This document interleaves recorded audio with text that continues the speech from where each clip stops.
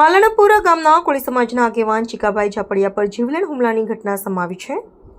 બોટાદ જિલ્લામાં રાણપુરથી માલણપુર ગામે પરત ફરતા ચીકાભાઈ ઝાપડિયા પર હુમલો તથા જાનથી મારી નાખવાની ધમકી આપવાની ગંભીર ઘટના સમાવી છે। ફરિયાદ મુજબ પીડિત પોતાના કામકાજ માટે જતા સમયે આરોપીઓ દ્વારા રસ્તામાં રોકી ગાળો આપી મારામારી કરવામાં આવી હતી। હુમલાખોરોએ લાકડી તથા અન્ય સાધનો વડે હુમલો કર્યો હોવાનું ફરિયાદમાં જણાવાયું છે। આ હુમલામાં પીડિતને ઈજા પહોંચતા સારવાર માટે હોસ્પિટલમાં ખસેડવામાં આવ્યો હતો।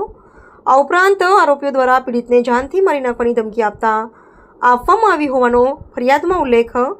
આજરોજ યુવા હોળી એકતા સંગઠનના અગ્રણી પિન્ટુભાઈ કોળી ચીકાભાઈ ઝાપડિયાની મુલાકાતે બોટાદની સબી હોસ્પિટલમાં પહોંચ્યા હતા અને ન્યાય નહીં મળે તો આંદોલનની ચીમકી પણ આપવામાં આવી હતી। એવા રોહિતાર જતાપરા તેમજ કાળુભાઈ ઢાભી દીવ મિરર ન્યૂઝ। આપ આજ આવ્યા છો ચીકાભાઈની મુલાકાતે, તો એના વિશે શું કહેવા માગશો?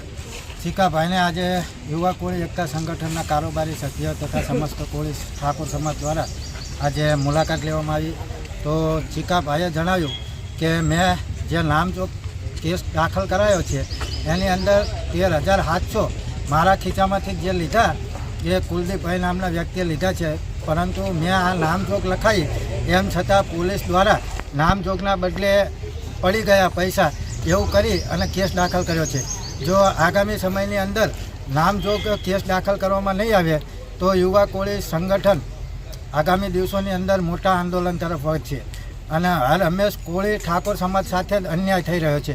હજુ હાલમાં જ રાજકોટની ઘટના જ્યાં સુરેશભાઈ ઉપર ડીસીપી દ્વારા ઢોરમાર મારી ગુદામાર્ગની અંદર જ્યાં સંડાસ કરવાની જગ્યા છે એની અંદર પેટ્રોલ નાખી અને પેટ્રોલની પિચકારી મારવામાં આવી, તો આવા ડીસીપીને પણ ડિસમિસ કરવામાં આવે અને હર હંમેશ સમાજ સાથે અન્યાય થશે ને ત્યાં કણે યુવા કોળી એકતા સંગઠન હર હંમેશ અવાજ ઉઠાવશે।